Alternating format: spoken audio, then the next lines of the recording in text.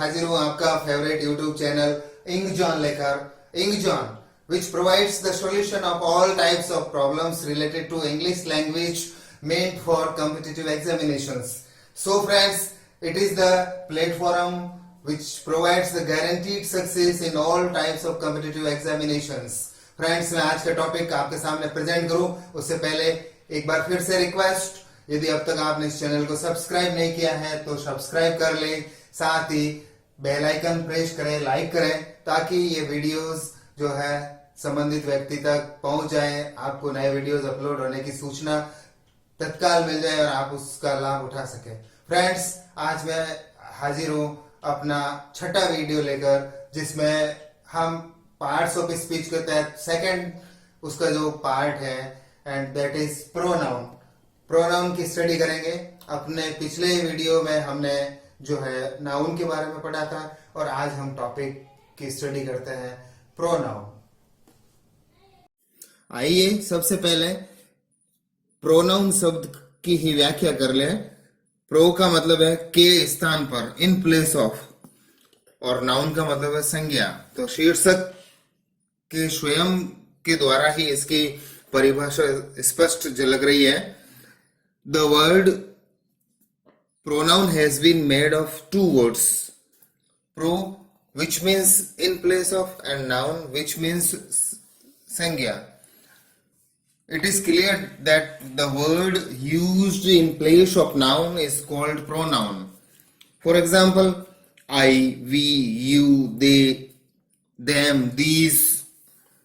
जैसे एक उदाहरण है, राम एक किसान है, राम खेत में जाता है, राम फसल बोता है, राम फसल काटता है, राम फसल बेचता है। तो मैं इन वाक्यों में बार बार राम शब्द का प्रयोग करूं, इसकी जगह दूसरी बार राम की जगह वह फसल बोता है, वह फसल काटता है आदि शब्द राम की जगह प्रयोग करूं, तो यह सर्वनाम होंगे।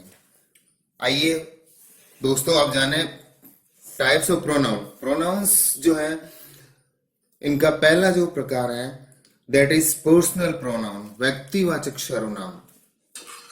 यानी कि the pronoun which stands for the persons is called personal pronoun. पुरुषवाचक सर्वनाम भी कहते हैं इसको। इन सर्वनामों को तीन पर्सन्स, पुरुषों में बांटा गया है। The first person who is speaking, वह जो बोल रहे हैं, इसको फर्स्ट पर्सन बोलते हैं। ये आईवी होता है। अब आईवी को फर्स्ट पर्सन क्यों कहते हैं? क्योंकि हमारे पास जो सबसे पहला व्यक्ति है वो मैं या हम होते हैं, इसलिए आई वी फर्स्ट पर्सन है। The second person whom speaking to, जिससे बोला जा रहा है, जिससे बात की जा रही है, वो यू होता है और वो द्वितीय पुरुष कहलाता है। अब इसको सेकंड पर्सन क्यों कहते हैं? हमारे ठीक पास अगर कोई सेकंड पर्सन होता है तो वो तुम होता है, इसलिए यू को सेकंड पर्सन कहते हैं।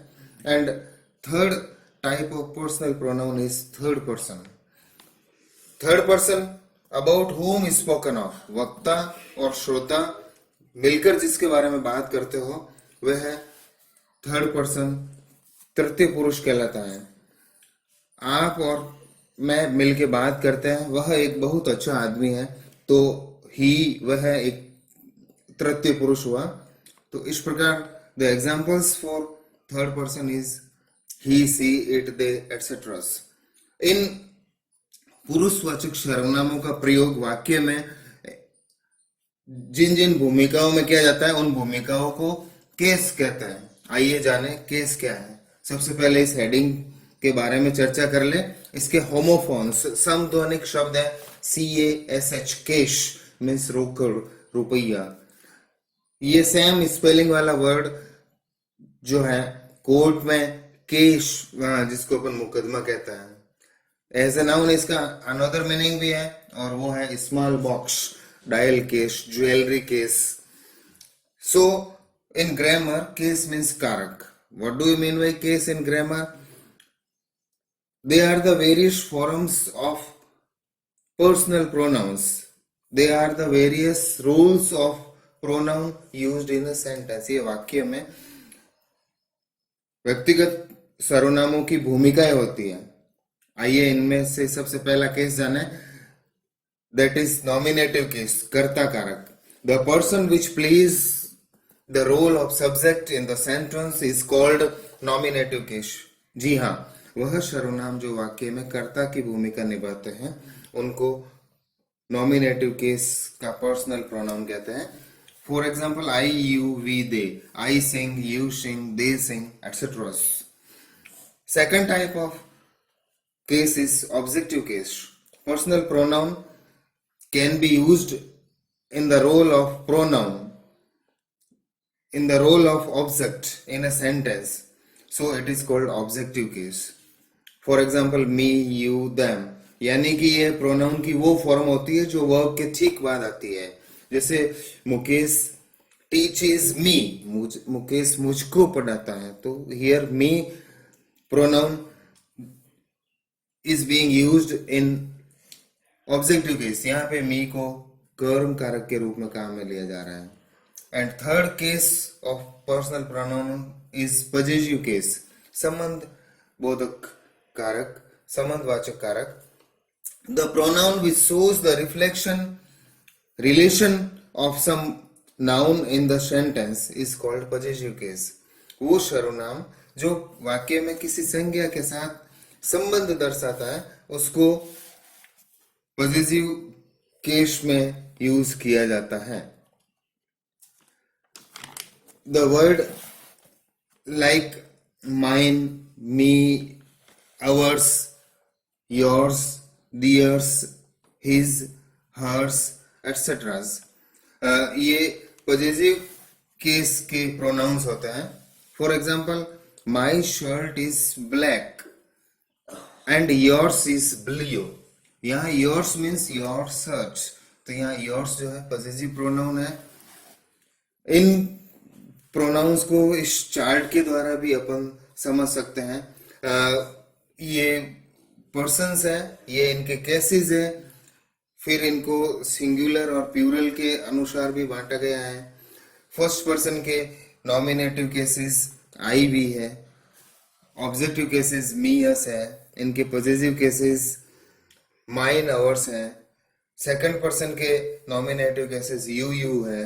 सेकंड पर्सन के ऑब्जेक्टिव केसेस यू, यू है. सेकंड पर्सन के पॉजिटिव केसेस योर्स, योर्स है. थर्ड पर्सन के nominative cases he, she, it है, दे है. थर्ड पर्सन के objective cases him, her, it, them है. थर्ड पर्सन के positive cases his, hers, its, theirs हैं. तो इस प्रकार इनके केसेस के अनुसार प्रोनाउन को यूज किया जा सकता है. The second type of pronoun let's come and study, that is impersonal pronoun. जी हाँ, अव्यक्तिक pronoun. The pronoun which is not used for persons. वो सर्वनाम जो व्यक्तियों के लिए काम में नहीं लिया जाता but for things and places are called impersonal pronouns. For example, where, this, those, etc. Third type of pronoun is reflexive pronoun, निजवाचक सर्वनाम. Reflexive नाम से ही पता चलता है. The pronoun which turns our attention back and reflects upon the subject. कर्ता की ओर ध्यान आकर्षण करने वाला सर्वनाम जिसको अपन सामान्यतः वाक्य के अंत में प्रयोग करते हैं वो रिफ्लेक्सिव प्रोनाउंस कहलाता है. For example, my self, our selves, etcetera. Look at this example. I hurt my self. मैंने चोट पहुंचाई अपने आप को. जैसे ही मैं माई सेल्फ बोलूंगा तो इसका मतलब होगा कि हर्ट करने का कार्य मैंने स्वयं ने किया है. इस प्रकार जो है myself reflects our attention upon the subject. The next type, friends, that is emphatic pronoun, बलात्मक सर्वनाम. The pronoun which comes immediately after the subject to give more stress on the subject. यानी कि सर्वनाम का वह रूप जो कर्ता के तुरंत बाद आता है, नाउन के तुरंत बाद आता है और उस नाउन रूपी सब्जेक्ट पर और ज्यादा स्ट्रेस देता है, एम्फेसाइज करता है, बलागात करता है. It is used in reflexive pronoun, but place is changed in the sentence. For example, myself, ourselves, etc. are the emphatic pronouns. Look at this example. She herself replied my question. उसने स्वयं ने मेरे प्रश्न का उत्तर दिया. यहाँ पर अब अपन देख रहे हैं she के तुरंत बाद herself लगा है. ये रिफ्लेक्सिव प्रोनाउन ही होता यदि इसको वाक्यांत में my question के बाद यूज लेते हैं, लेकिन ये सब्जेक्ट के तुरंत बाद यूज लिया गया है, इसलिए ये रिफ्लेक्सिव प्रोनाउन है, नहीं होकर जो है एम्फेटिक प्रोनाउन है. Next type friends, that is possessive pronoun. इसमें जो पजेसिव जो वर्ड है वो एक मेन वर्ब है पजेस. पजेस्ड यानी किसी चीज का मालिक बनना, किसी चीज का स्वामित्व रखना, संबंध वाचक सर्वनाम. The pronoun which shows the relation of some noun with honor or the possession. Pronoun जो इसके मालिक से संबंध दर्शाए. For example ours, mine, his, theirs, hers. इनको अपन ने इनके केसेस के रूप में भी देखा था. This book is mine and this book is yours. अब यहाँ पर माइन और yours, mine means my book, yours means your book. Next type of pronoun is indicative और डेमोस्ट्रेटिव प्रोनाउन. इसको संकेतवाचक सर्वनाम भी कहते हैं. आइए इसको डिफाइन करते हैं. The pronoun which points out the object to which they refer are called indicative और डेमोस्ट्रेटिव प्रोनाउन. एकदम क्लियर है फ्रेंड्स. वह सर्वनाम जो किसी की और संकेत करे, किसी की और इशारा करे, तो उसको पॉजिटिव प्रोनाउन नहीं कहकर संकेतवाचक प्रोनाउन कहते हैं. इंडिकेटिव और डेमोस्ट्रेटिव प्रोनाउंस के एग्जांपल्स हैं this, that, those, these, such, yonder. These are players. तो यहाँ पर दीज जो है प्लेयर्स को इंडिकेट कर रहा है. दैट इज अ काउ, वह एक गाय है, तो यहाँ दैट उस काउ की ओर इंडिकेट कर रही है. Look at this example. Yonder house was built by my grandpa. यह यहाँ, यॉन्डर मीन्स यह यहाँ मकान जो है मेरे ग्रैंडपा के द्वारा बनाया गया. यॉन्डर एक इंडिकेटिव प्रोनाउन है. नेक्स्ट टाइप आइए फ्रेंड्स जानते हैं, and that is interrogative pronoun, प्रश्नवाचक सर्वनाम. The pronoun which are used to ask questions. वो सर्वनाम जो प्रश्न पूछने के काम आता है. Which, what, where, etcetera. Which is your book, आपकी किताब कौन सी है, तो यहाँ विच जो है उस बुक के लिए आया है. History book is mine, history की बुक, तो विच का आंसर होता है हिस्ट्री की बुक, तो हिस्ट्री की बुक की जगह विच आया है, इसलिए ये प्रोनाउन है.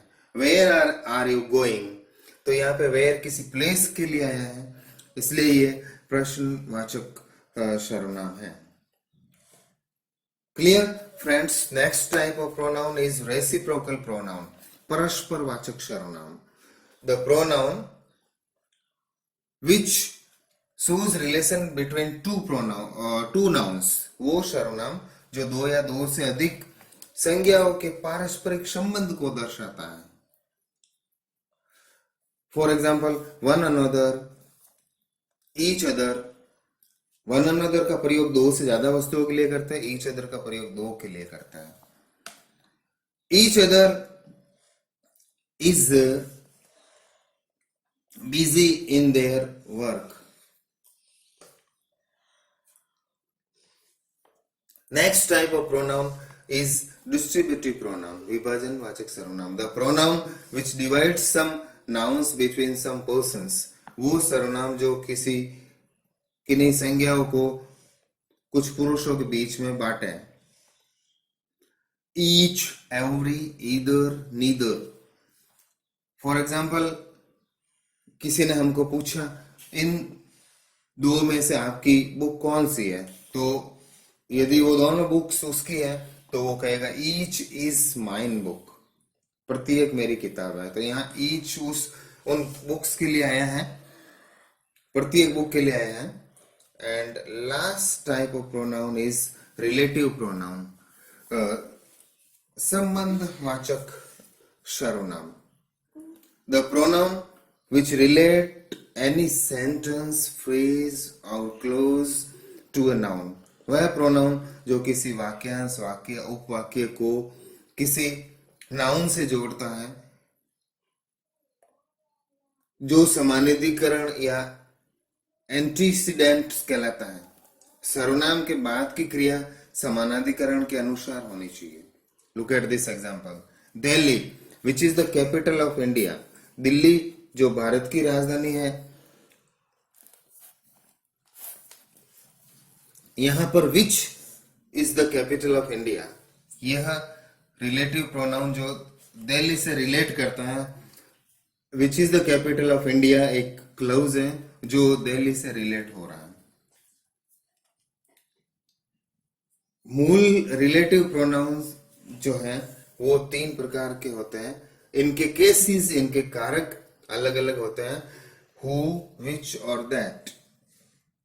इन रिलेटिव प्रोनाउन को अपन नॉमिनेटिव केसेस में यूज कर सकते हैं, ऑब्जेक्टिव केसेस में यूज कर सकते हैं और पॉजिटिव केसेस में यूज कर सकते हैं।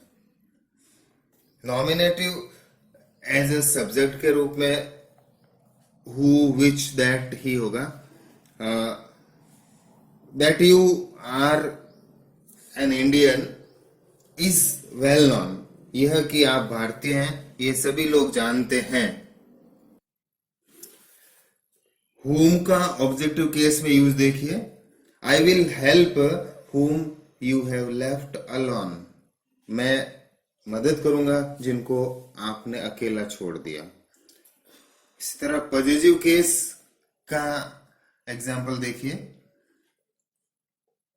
The teacher called Mukesh whose father died a couple of days ago, teacher ने मुकेश को बुलाया जिनके पिता एक आध दिन पहले जिनकी मृत्यु हो गई। तो दोस्तों ये डिटेल से स्टडी थी प्रोनाउंस के बारे में। आज के लिए बस इतना ही। Friends, it was all about today's topic. Before we wind up, आपसे एक रिक्वेस्ट, यदि आपकी इस टॉपिक के बारे में कोई क्वेरी है तो आप हमें व्हाट्सएप कर सकते हैं। व्हाट्सएप के लिए हमारे नंबर हैं 7014970932। और अगर आप और ज्यादा इसके बारे में जानकारी चाहते हैं तो आप हमें जो है मेल भी कर सकते हैं अपनी क्वेरीज। हमारी मेल आईडी है ingjon2020@gmail.com। फ्रेंड्स, अगर इससे भी आप सेटिस्फाइड नहीं है, डिटेल्ड मटेरियल चाहते हैं, एक्सप्लेन्ड सब्जेक्ट मैटर चाहते हैं, तो आप हमें जो है हमारी वेबसाइट पर लॉगिन कर सकते हैं, सर्च कर सकते हैं। हमारी वेबसाइट है ing-john.in। Thank you, bye bye. अगली बार फिर मिलेंगे एक नए वीडियो एवं नए टॉपिक के साथ।